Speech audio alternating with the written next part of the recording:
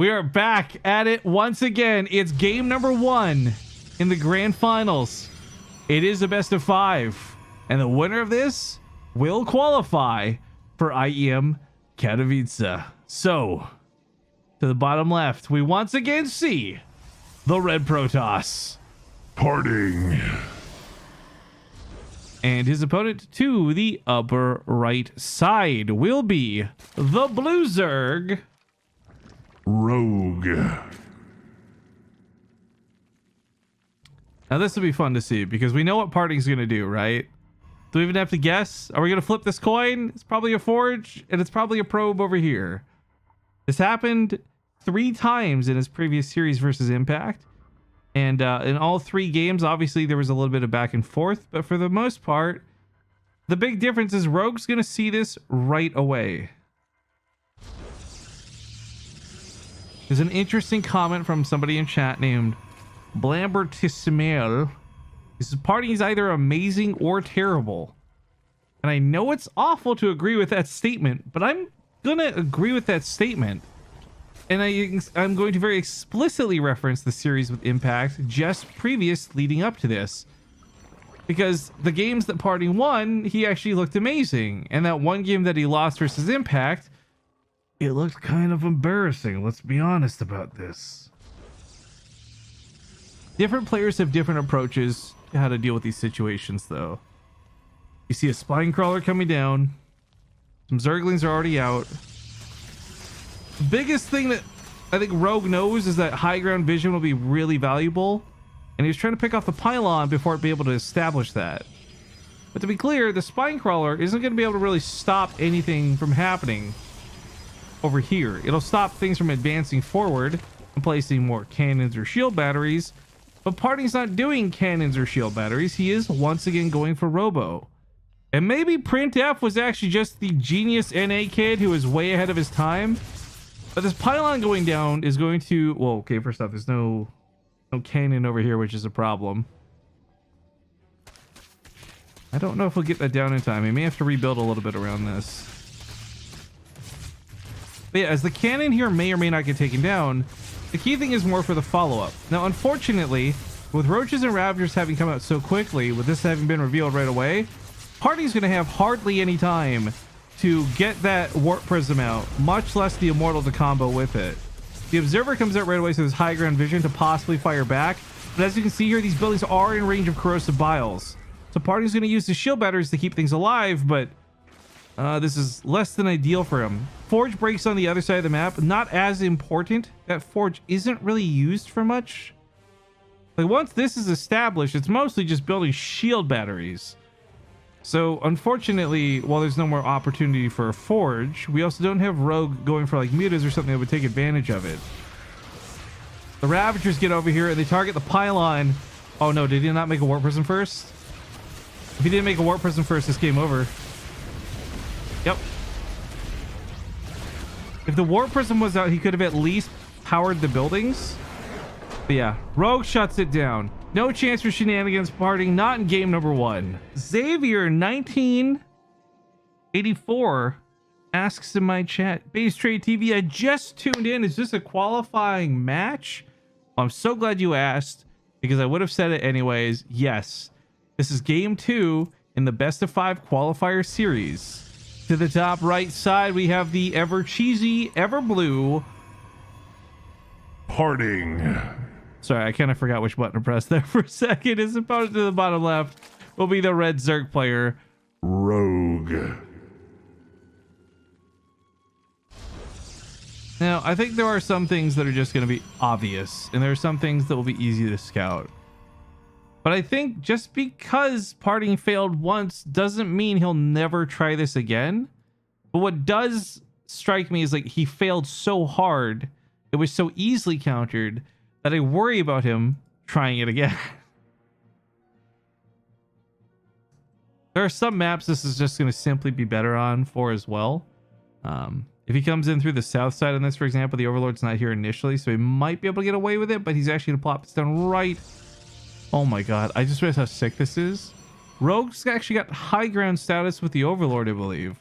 So Parting can't scout that he's been scouted. if that makes sense. If he was aware that this was already been revealed, he might not actually commit to it at all. He might just fake this out a bit. Let's be honest, that's the kind of guy Parting is. But looks like win or lose, pass or fail, this is his strategy. Oh, I like you too. Blambert T. Smell gifted a sub out. Thank you for that, dude. Gifting subs to the community is nice.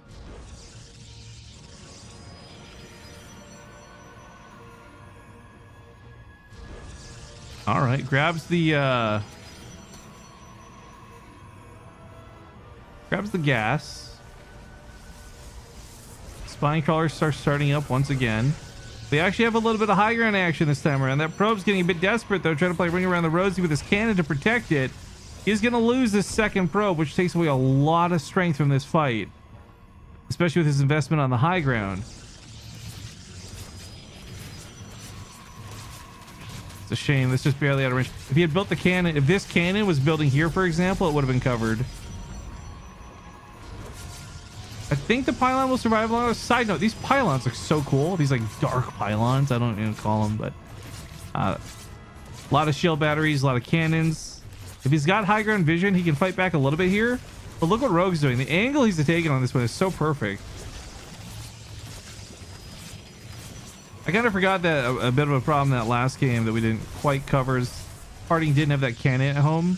So he did lose a forge to Zerglings. But this time he does have a cannon at home, and Rogue actually scouts that with his Overlord, so he's not going to waste time with the Lings over there. But instead, this is kind of like an all-hands-on-deck situation at home. Now, shield batteries and cannons should beat this out, because there's not a lot of queens here to transfuse. You'll see Rogue will actually back these up. A lot of Zerg players will foolishly try to fight this out, and they just won't win that fight. So pulling the Spine Crawlers back is useful, because as the Immortals get juggled up on the high ground, these will still provide a front line of defense very similar to the queens.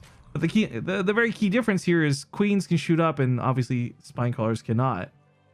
But with this many shield batteries, even if queens just pelt away into a warp prism, it's still just going to be healed pretty consistently and relentlessly. So on one hand, I admire the fact that that Parting would try and even pull off this strategy again versus Rogue after having lost.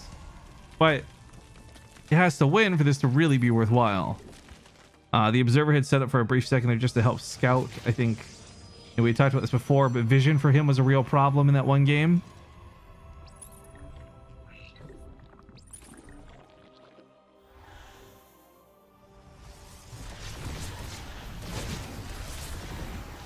And here we go with the dance moves. Now, here's the thing about spine crawlers. They're really weird. They're technically melee, but they are a projectile.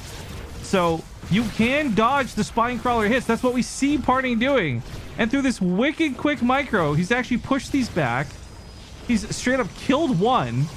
I mean, one little immortal can do beefy damage, as we're witnessing right now. Another immortal's being chronoed out as we speak. Takes out the spine crawler, but this did very similar roles to the queens, except they actually got to fight back a little bit more. For Rogue, he does have a layer, but the Spire's only just starting. I'm not sure if time will be on his side or not. If Parting catches wind of this, though, the Observer's right now in surveillance mode. I really wish the Observer was scouting, because if the Observer scouts this, he starts to Stargate immediately. There's absolutely no reason to be able to Stargate otherwise. So right now, okay, he's going to send the Observer over. I don't know if that's going to go deep enough to see it, though. That's another fear of mine. So we'll continue to micro. The Observer does not go deep enough to see the Spire, but he does know there's a layer. And why would you have a layer if not for a Spire? So Parting, I'm hoping, builds... Oh, wait, he just lost the Warp Prism. He's dead. He's lost the game. I didn't think he was going to lose the Warp Prism. GG! Rogue with a very fast 2-0. Let's load into game 3. Could be the nail in the coffin. Typical Saturday night for you. Wait, what day is it even? I don't even know. We've been doing this for so long. Today's Thursday. Okay, guy in the chat's wrong. Okay, folks. It's game number 3. Spawning here to the top left side of the map, we have the blue Protoss player. Parting. His opponent to the bottom right, the red Zerg. Rogue. The party came very close to winning that last game. I want to stress that. But that's 2 times now in the qualification series this has not worked out for him. Guys, Parting's got some of the biggest balls in all StarCraft 2. But even I don't know if he's ballsy enough to do this a 3rd time in a row. And to be honest, I just kind of hope he doesn't. Because while I am definitely not cheering for Parting, like on the record, I am not cheering for Parting, I would like to see him do better than a 0-3 against Rogue. But with the format being double elimination, even if Parting were to lose this series here, he's still pretty much set to play another one down in the losers bracket. So Parting's chances of qualifying, win or lose here, are still higher than most of the other players currently competing. And it's not like Parting had a super easy road here. All the players who qualified for today were just top-notch players, but for those who don't know, Parting started his day playing against Special, where he got a 2-0. Then he played against Trap, got a 2-1. And now, obviously, just before this, Impact with that 2-1. So he's had a pretty tough time getting here. I don't think he's phoning it in. I think Parting is really employing strategies he thinks are best, but unfortunately are just getting dismantled by Rogue in this one. So this game is a lot more normal. We see a little bit of cheekiness with the natural base, forcing the 3rd, but other than that, the Nexus is coming down, the Adept's getting chronoed out. This should be a better game, I hope. I like you a lot. Oh, Lord Philium and the actual Adam. Thank you guys for popping your Prime subs and coming back to the channel for another month. I really appreciate it.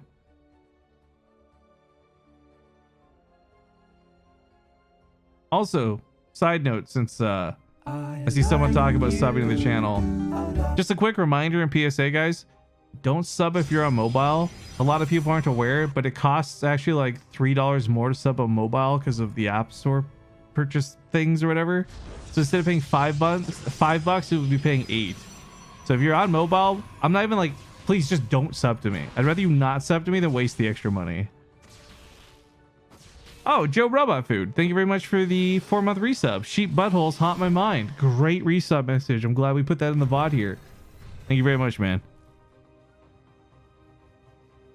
Someone's trying to say Parting is throwing these games. Look, I'm not going to start naming shaming comments like this, but I really, truly don't believe that's the case. Honest to God, I think Parting was picking strategies he thought would work, and they didn't. And let's be very clear, he lost both of the first 2 games in this one, but the second one was actually very close to winning. Like, one small micro mistake is what cost him that game. If that War Prism didn't die, that game plays out to a possible, not guaranteed, but a possible victory. So it's not even like, oh, Parting's playing a bunch of really bad games. Parting played like one, let's be honest, kind of bad game in game number 1, but game number 2 is a lot closer and a lot better. Okay, so might not be proxies with things, but similar tactics are being employed right now. Unfortunately, there's been an overseer just chilling, so he got to see everything that Parting's been doing build-wise. I don't know if that's going to affect Parting too much, though, because he's still going to be pushing.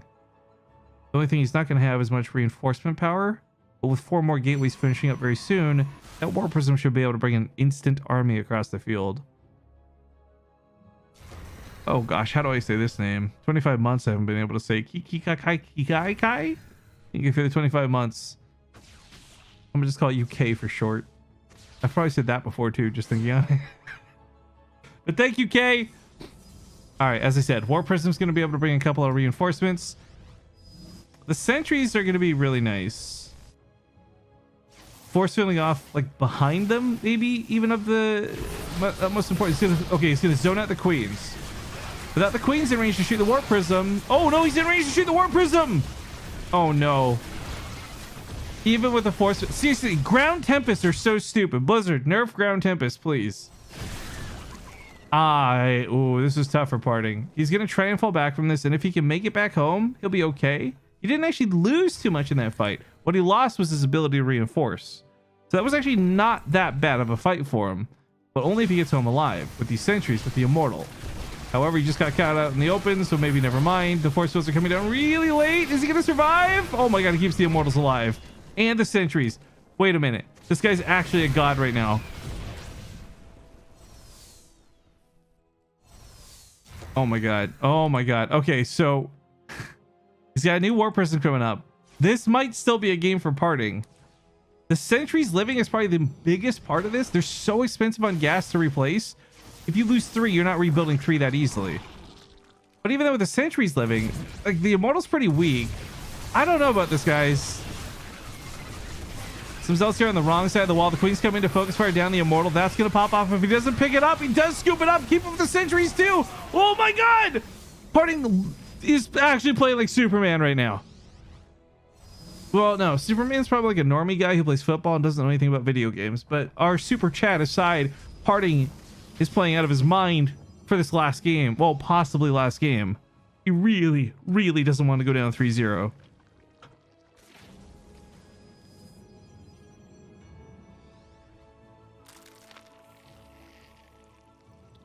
Dark Shrine's coming up too. Charge is nowhere close to finish for this.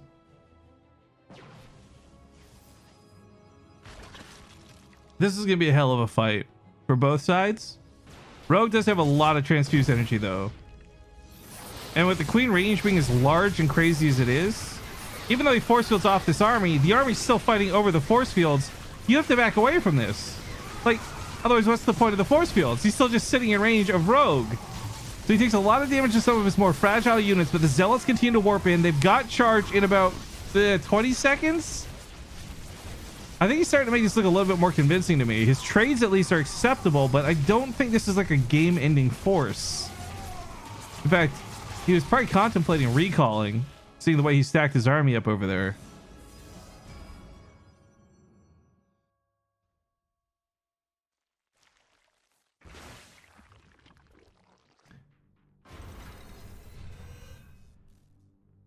Oh god, guys, this is tough. Parting has at the moment 10 sentries as the core part of his army, and it's goddamn impressive that he's kept them alive through 3 big battles now. But they're still kind of fragile units that if he leaves them exposed to the middle of the map, I'm so terrified will get picked off. But if he does keep these alive for the next fight, you know, you start adding in some bigger units like Archons, get another Immortal, or hell, just use DTs for the sake of DTs. There's actually like a lot of power in Parting's army. And the army supply right now for Rogue, this is a lot of Roaches and Lings. Like, these are kind of a lot of crap units that are not necessarily going to stand up to this.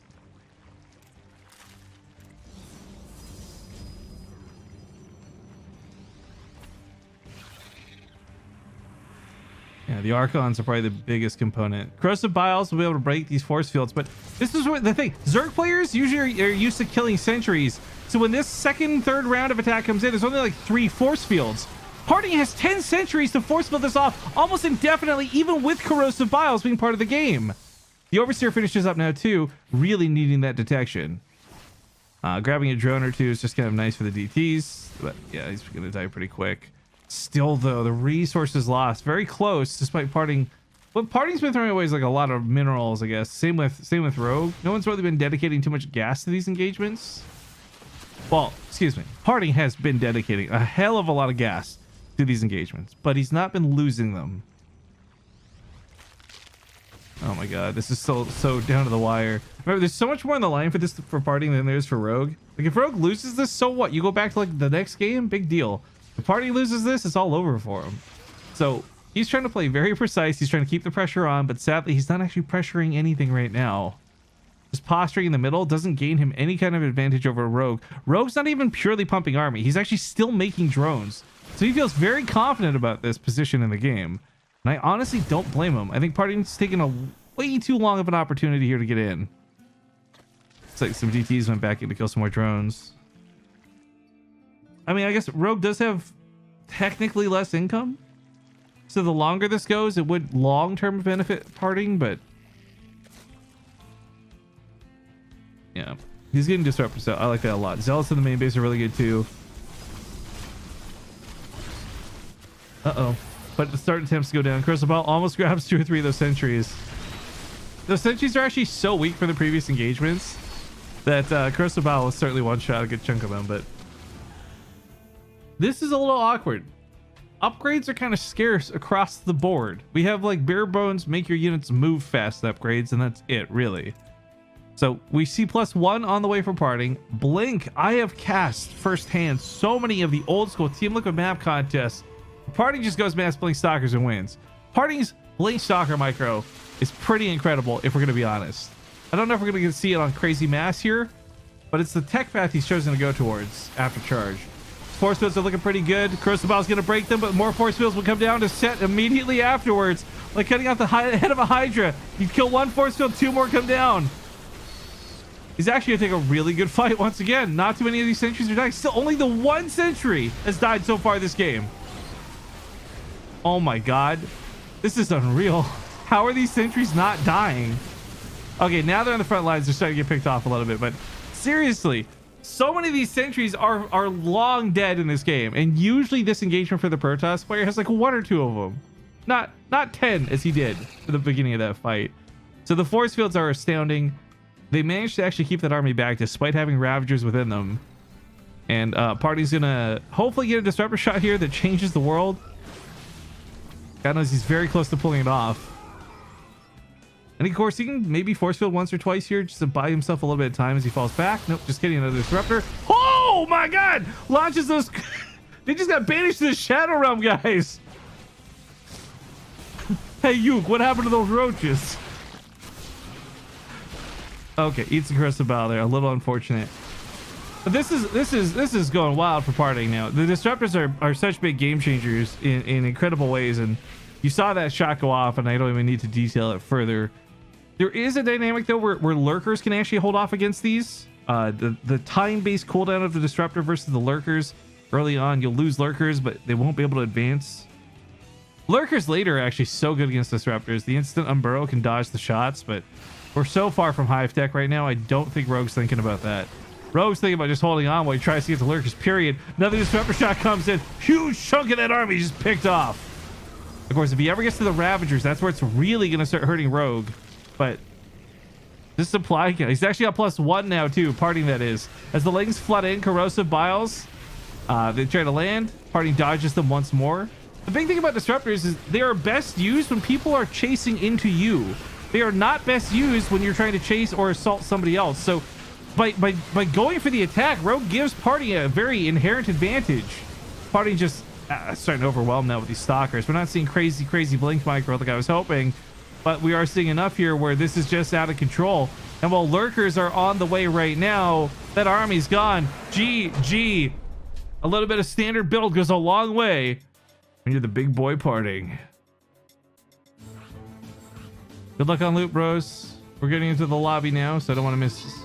Yeah, okay. Hacker voice, I'm in. Oh no, I think we're gonna lose the top side. Oh my god, their bombermen are so frustrating. Oh my god, I think we might lose this, dudes. Yeah, sadly I can't watch this out because the game is beginning right now, but we just lost. Yeah, we're just gonna have to redo that one. Good luck. 20. I'm gonna use a 20-hour cooldown so that we don't have to start a new map, bros. But speaking of new maps, what a segue! It's map number 4. He still leads this series with 2 points on the board. To the upper right, we have Jin Air, Green Wings, Rogue. and his opponent to the bottom left just took a victory. Finally, some would say, it is Parting. Yeah, womp womp. We got screwed over on the chest, guys, but you know we're gonna go back and retry that. So if y'all got big epic boys for the Raider battle, please pop them. Please use your big boys.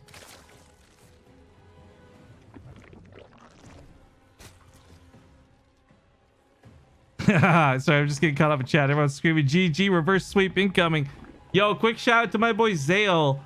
If we got any generous sub gifters out there, XHAEL, can we give this pleb a sub? I'd really appreciate it.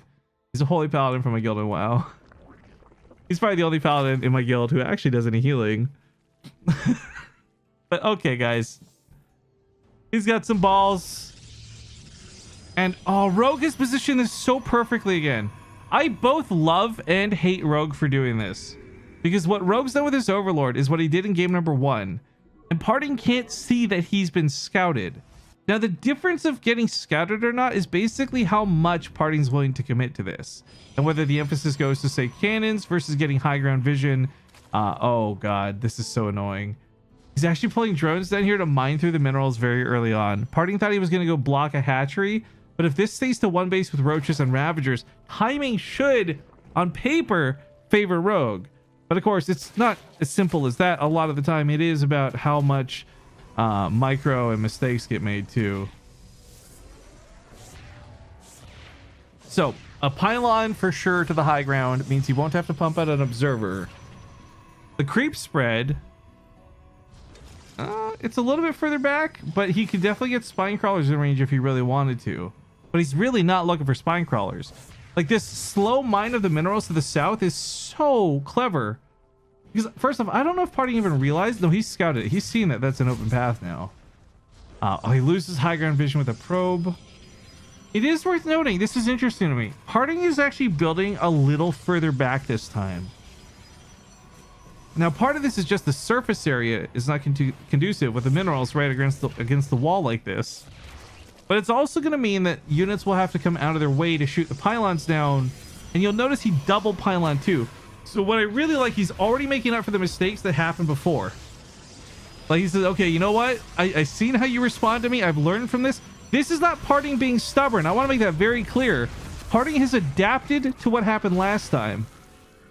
Has he won the game with that? No, but it's more of a fight, that's for sure. Another pylon comes up to ensure that nothing here gets screwed over by a corrosive bile.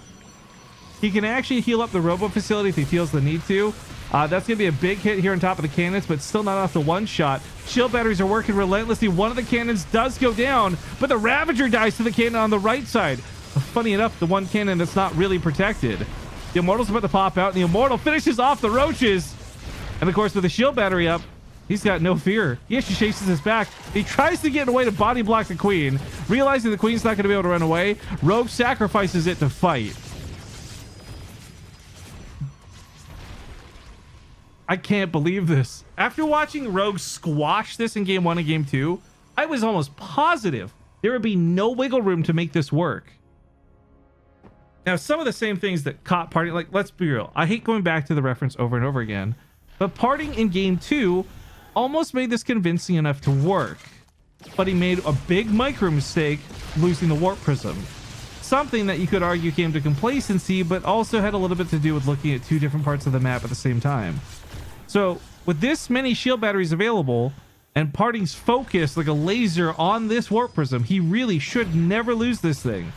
Also worth noting, because Rogue chose to one base this, he doesn't have the means to produce a ton of queens. He can only produce one at a time. So you see Parting puts a little bit of emphasis on trying to kill the queen. It makes a lot of sense. Two Immortals out now too. This is starting to snowball maybe. Oh, the new Ravagers killed before they even arrive. Scoops that guy up here. One on the backside very low. He wants to go for it. Oh, I really wish he'd kill the queen. But my god, guys. Do we have Parting fans in the chat? I want to see some Parting emotes if you have them. Cheer for Parting. I'm not allowed to, but you guys can. GG! We're going all the way to game number 5. It's game number 5. Things are tied up 2-2 in this very epic qualification series. Remember, the stakes are the winner moves on to IEM Katowice to play in the offline event. The loser has to play in the loser's bracket, which is never any fun. So, ladies and gentlemen, to the top left side of the map for the final time in this best of 5, we have the Blue Protoss. Parting. And give me a 1 in the chat if you think Parting's going to put a forge down. I actually think he won't, but give me a 1 if you think he will. To the bottom right, we have the Red Zerg player. Jinair Green Wings Rogue. I don't think Rogue responded poorly, by the way. The one base, Ravager, it totally has solved that in the past, but... Oh, God. Like, Parting was so close to getting broken. If he had played anything like he did in game 1 or game 2, super lost that game. But like really cool highlights on putting the extra pylons down, specifically because that's exactly what killed him in that one game. So he's just bridging all the gaps here. But I think this is a fake out. I'm pretty sure he's gonna, if anything, expand. So the probe walking around right now, like, oh my god, this is so, actually, if Rogue falls for this, this is so sick. Rogue hasn't fallen for this yet, of course, but If Parting was able to fake out that there was like another one of these happening here in the 5th and final game and then really just take a Nexus, that could have been awesome for him. Look at that. You see Rogue scouting the edges because he doesn't have an overlord here. He really wants to see if there's like a cannon nestled there, but it's not. So he's probably a little confused. Like, what are you doing with your probe? But to be clear, because Rogue took a very fast hatchery and a gas, then the pool, he's actually going to be okay because Parting took that Nexus. So this actually is, as long as Rogue doesn't overreact and build only Zerglings and no drones, you know, thinking he needs to all in or something, he's fine. Like 4 Zerglings coming out, this is fine. He's actually building a lot of drones too. So Rogue confirms this with the Overlord Scout on the other side of the field. And ooh, I guess we're going to get a map a little bit more similar to game 3. We're going to see some cool macro to Parting.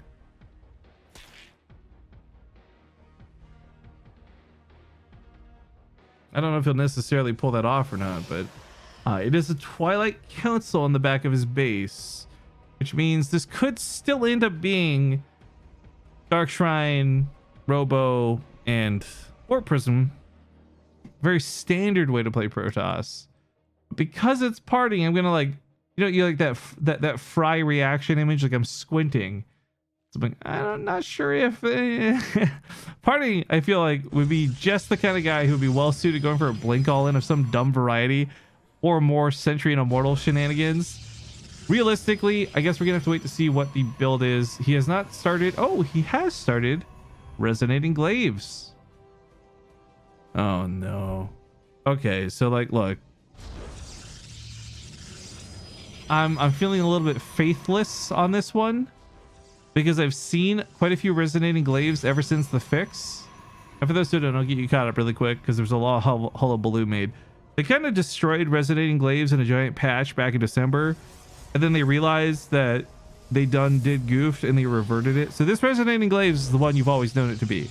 You know, just pure attack speed increase and all that good stuff.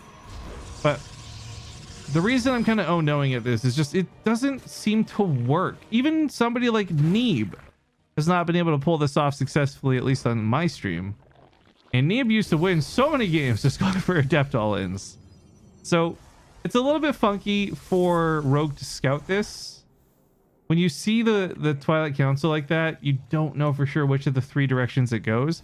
And normally the thing that clues you in is you see a bunch of Adepts on the ground having been made. But he actually scooped up the 3 Adepts immediately. And this was actually really important for Parting because it denies that part of the scouting. So Rogue at this moment still isn't super sure what he's dealing with, but he does know that whatever it is, he needs units to deal with it. So 9 roaches are being pumped out right now. There's no drones exposed in this base. I think Rogue actually knows what's going on here. And even if he doesn't, he does now. As the Adept transfer gets canceled, he could just kill the Nexus hypothetically. The roaches come in 1 or 2 at a time. That's also a good fight for the Adepts.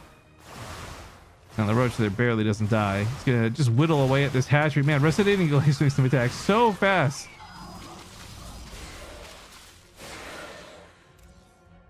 But the most dangerous thing for Parting through this attack would be overcommitting. Because the worst thing is, and this is how I swear this has gone every time I've cast it in 2020, is the Protoss player commits too much. They don't win the game with the Adepts, the Zerg player counterattacks, and it's a very sad defeat. But if Parting plays somewhat conservatively, or he can somehow pull off crazy insano damage, I can see him making this work. But as it currently stands, waiting for that Dark Shrine is probably his best option. There's an Overseer to deal with, so it's not like he'll get away for free, but whether he wants to just make Archons or use DTs in an area the Overseer is not, such as this base, I can see some wiggle room for that. Yeah, Corrosive Biles, not going to be that important here. Rogue's also being very cautious not to abandon the natural base too far, because if he's too far out of position on 1, those Adepts might actually complete their transfer. Okay. He's going to walk on in. There is an Overseer, though. This was a Spore Crawler, it'd be a different story, but he's going to pull back, realizing that's not going to work, and scoop up. The Adepts trying to transfer again, hoping Rogue would be out of position, but once more, he's not. I got to give some big credit to Rogue.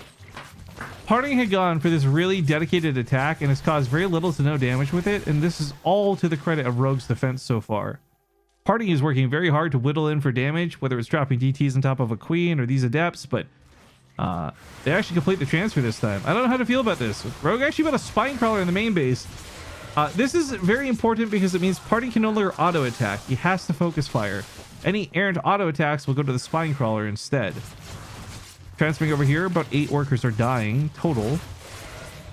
This has really not been that impressive of an attack. And this is where, again, as these die out, there's no pressure keeping Rogue at home. He may just go across the field immediately.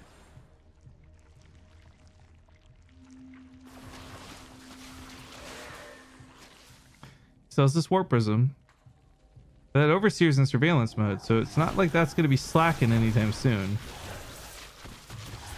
Yeah, hold position, trying to grab some more. Five drones die, not bad. Just to recall the Warp Prism back home.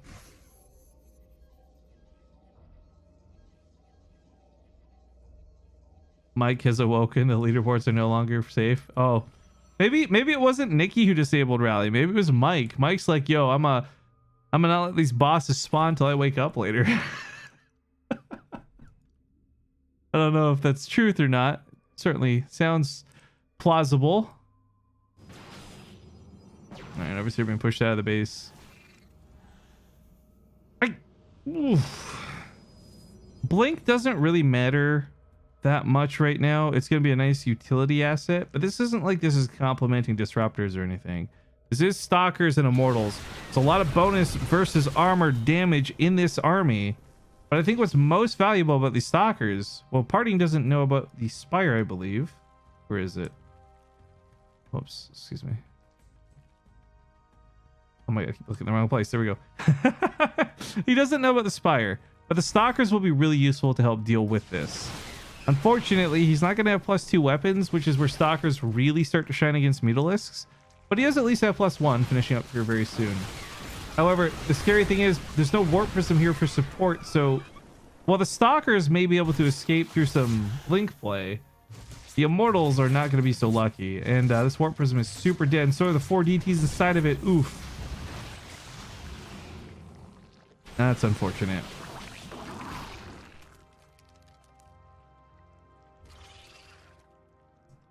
Alright, with the Mutas gunning for the main base, there's a couple of shield batteries. There's a decent amount of stalkers. At least enough to make these Mutas pick and choose. If they want to commit to anything, the stalkers could respond. Bottom side, though, the army's been split really nicely. There's a disruptor. A scouting stalker, I guess, because it can always blink away. He will be very distracted catching these Mutas, though. Oh, grabbing 1 or 2 right off the bat, though, actually. I take that back. That's a really great start for this. I do enjoy this, though, because this was not like resonating glaives into a counterattack into the game over. This is actually sizing up to be a very real game. The Mutas are a very funny investment, clearly, but the disruptors already in play kind of set the stage for this. The Rogue really struggled to fight against disruptors in that one game. I don't know what changes. It's probably going to be the exact same in this one.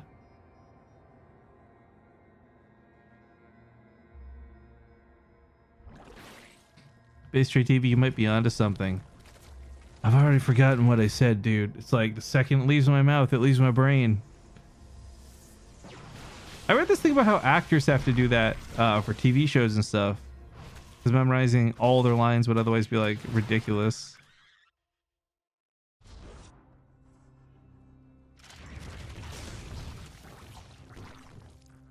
Well, Rogue getting close to maxing out. Parting, sadly, nowhere near there just yet. But we do get pretty used to watching Zerg armies that are bigger than Protoss armies and what have you. But I think Tech's really going to favor Rogue here. Regardless of size, he's getting size mixed spines. Nice, that was smooth. But while he's getting the extra 2 range here on the lurkers. Oh, damn, Winter with that raid. Yo, thank you, Winter. Just finishing up my thoughts really quick. That +2 range on the lurkers is going to make it a lot more difficult for those disruptors to get close in range. Obviously, the disruptors have longer range. They can fire from further away, but The lurkers will keep these units from getting too close. But if you guys were watching Winter's stream, then you were probably also watching IEM. I hope you had a good time with Winter. You also should probably be aware that there's a 2-minute stream delay, but if you're not, there is. So hi guys, sorry from the past, or I guess technically the future. If you've just joined us, this is game 5 in a qualifying match. So the winner of this goes straight on through to IEM. And hopefully you're all caught up. But welcome guys. Hope you had a good night. Sit back, relax, and enjoy some really bad voices and beeps. Although I now realize I leaped the wrong word and it could sound inappropriate, we'll just roll with it because it's live. The hallucinated phoenix and 2 are really important because if there's a bunch of anti-air and he gets the night scouting, then he'd be missing some very critical info. But parting at this point, who has, for Winter's viewers recently joined, cheesed like 3 out of these 5 games in the series, is playing his second macro game. And the first one he played worked out versus Rogue. It was one of the wins that got him back into this. But we didn't see the game go this deep. No, this is... lurkers are actually super god mode. Oh, we have a Nidus room too. But these lurkers are going to have the instant burrow and unburrow. Adaptive Talons is finishing in literally seconds. Beyond that, the 10 range on the attack is huge. It takes 2 disruptor shots to kill a lurker. And oh no. Oh, you want... oh no, production for Party is about to just go bye-bye. He's about to go bye-bye. But Party also kind of takes a gamble here. He says, look, maybe I won't need production if I just push in to win. But unfortunately, he loses so much to the lurkers right off the bat. I don't know if this can carry him through. Obviously, Colossus still standing. That's great. There's quite a few stalkers still in play. But I mean, with lurkers, any amount of lurkers in play, all of these armored units are very susceptible to death. And with the lurkers having set up over here, looks like all the production is going to die for parting soon. So this really is do or die time. I don't know if we're in full-blown base trade because Rogue doesn't actually have that much killing buildings. Like, he's got some very strong units, but they're not killing buildings. If he kills this Nidus Worm, he can kill the reinforcements from coming back home. But, oh, drones are pulled into the fight. This is getting very desperate for Rogue back at home.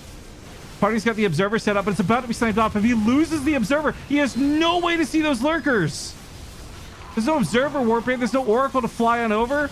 Party's got some probes that are in the middle of the map too. I guess he was really worried about this turning into a full-on base trade. Colossus are doing a great job at cutting down the Hydras, and I have seen games where Colossus can out-kite the lurkers, but not without vision. So Parting, I think, had some really good momentum. Then he lost his Observer, and the Robo's unpowered.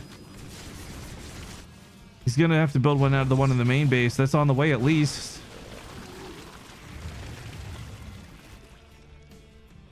Oh god, this really went down to the wire. CVO asks in chat, what happens to the loser? They get sacrificed. You wonder how Koreans are so good at StarCraft? It's because they sacrifice the weak ones. No, the loser has a double elimination bracket to fall through, so they can still qualify through the bottom bracket, possibly. Not guaranteed and certainly not likely, but possibly. Man, that lurker range is insane. Like, there's just no damage going out until it is. Oh, DTs are a good mix, though. No Overseers here mean that this could push this off. Oh, wait, I take it back. Overseer was just up on the north side. Just kind of chilling, hoping to get some extra vision. Picks off the Nidus Worm. Parting through all of this, by the way, did not actually lose that much mining. His production was compromised above all else. But these 2 bases were left fairly secure for this battle. Oh, he even saves this Nexus. That's nice. So Rogue takes some pretty big losses. Parting takes some pretty big losses. They actually come out of this almost close to minerals. Like, almost in the resources lost, losing almost the exact same amount of money. Incredible. This is actually incredible. There's so many games you could hyperbolize and say, this is the best game ever. This is awesome. Like, no, this is the best game ever. This is awesome. This actually deserves all the big words of praise possible. The fact that Parting just held on and did the damage he did to Rogue too, like, this is so impressive to me. These Colossus, what are the Colossus have for kills, by the way? 19 on one, 17 on the other, 12. Like, Jesus Christ. He's got double Robo coming down, probably towards one of these bases, right? Wait, is he insane enough to do? He does. He builds the Robos in the natural. You're crazy, Parting. Why would you? You're crazy. Oh god, there's lurkers everywhere he turns. 9 range on the Colossus versus 10 range on the lurkers. It's so tough to dance through this with units that are that big, but he's really just trying to find his opponent out of position.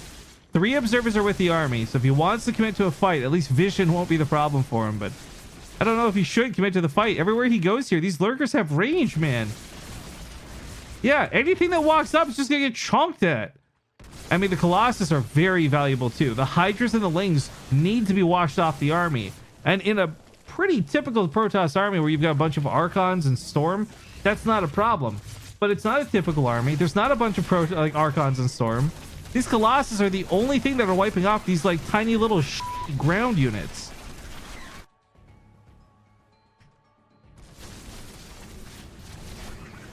Rogue and Party are phenomenal players. I can't go over that enough. We see a Stargate starting up. Now, I'm going to reference another phenomenal player, Zest. I think Zest has some of the best tactics when it comes to fighting lurkers, and he's really, really good at using Phoenix.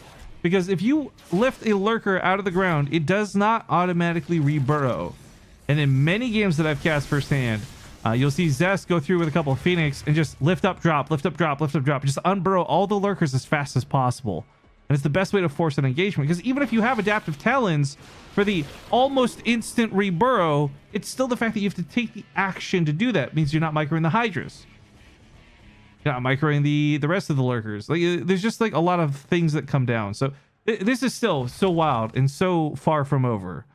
Rogue is essentially turtled in though. With the lurkers spread out like this, there's no easy path of attack for parting. But it is worth noting, because Rogue is so spread out, that if parting wanted to commit, like go super crazy with an all-in, he might actually take one of these fights. Like, Rogue's supply on the whole is low. Parting has no idea about this, obviously, but it's also just spread out really thin. Frupus asks, was that spine crawler burning? What, from 2 minutes ago? Probably. But just to be clear, these are aesthetic building skins only. So while buildings are on fire, they're actually slowly regenerating health, just like a normal Zerg building would. In fact, we've actually tuned in just in time for this one to start putting out the smoke and get the sparks. It makes no actual sense, but it doesn't need to either. Stalkers had blinked up and then blinked out. Sorry, I missed the first half of that. Fleet beacon on the way. I don't know about the fleet beacon. Like, he starts off here with an Oracle and not a Phoenix. So it makes me a little worried that he's actually looking for like Golden Armada status, which I don't think is the right call for this situation, but we'll see. Storm has completed, however, and there's quite a few High Templar here with Storm energy already ready to go. So between that and the Colossus, if this Grand Army of Lings doesn't die, then I don't know how you kill them. All right, big blink to the main base. There's not a lot of high tech to pick off. I mean, killing the Hive would be great, obviously. Sniping off the Lurker Den maybe to put a small stall out in production, but oh, Rogue actually doesn't have vision. He thinks Parting left. Parting just moved over and waited for his blink cooldown to come off cooldown. Now he just has to decide whether he wants to be in the middle of the map or back at home. I really think these stalkers could kill, but he's going to recall back. Better safe than sorry, and that's so many lurkers coming up on him. Wait, hold up. 27 lurkers? Where's the one Void Ray that wins this game, honestly? Mothership, I guess. Minus 400, minus 400. Oh, God, run. Anything armored here is dead. These lurkers with +3 weapons chunk for 39 damage. Look at that line of stalkers just disappear. They walked in for like 1 second. Oh, my God. This is wild. DTs are a good way to try and get into the mix. Okay, this kind of worked out. Attack to the top side. This is where all the overseers are. There are a lot of storms. Storms are not great, but they are a solution. Looks like lurkers to the bottom have been driven off. Oh, I like this. Stalkers blinking on top of them to pounce. No, somebody's lagging. Not right now. This is such a critical time. Horus! Oh, shit. Guys, look, there's sometimes when you disconnect in StarCraft, you can't help it, right? The observers obviously aren't doing this to be malicious, but whatever happened to Horus happened at the worst time possible. There is some like pinpoint precision micro happening with Parting right now, and for Rogue, in fairness. But Parting is the one who's got to make all these big moves with his current situation. Because at any point, if he just like makes a mistake, lurkers don't require micro. You set them and you forget them, and maybe unburrow them and then set them and forget them again. So Horus lagging out here is really tough for Parting. I feel really bad for Parting. That's why he's like throwing in all the question marks, and he's the one who's frustrated. Because there's so much more emphasis on this for him right now than there is for Rogue. But Horus Rest in peace. Go reset your router, bro. Hopefully, I think this is a Spanish streamer. Hopefully you get things resolved. But they're gonna kick him.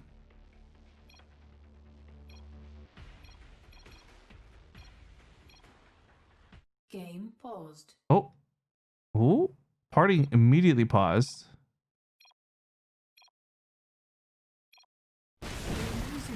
Okay. Just to be clear, he had to manually do that. Sinestro is the admin for ESL, by the way. This isn't some random guy just unpausing and parting. Big storms, big damage. But even then, there's still so many lurkers behind this. And that counterattack goes off. To the top right, this zealot attack is huge, actually. Remember, Rogue also has almost no money to work with. Parting and Rogue are in some very strange, like, strap for cash situations. Rogue struggling to rebuild the army he lost. Parting cutting out the income from Rogue. This was actually a really good run by with the zealots. That lurker count though went from like what, 24 to 21.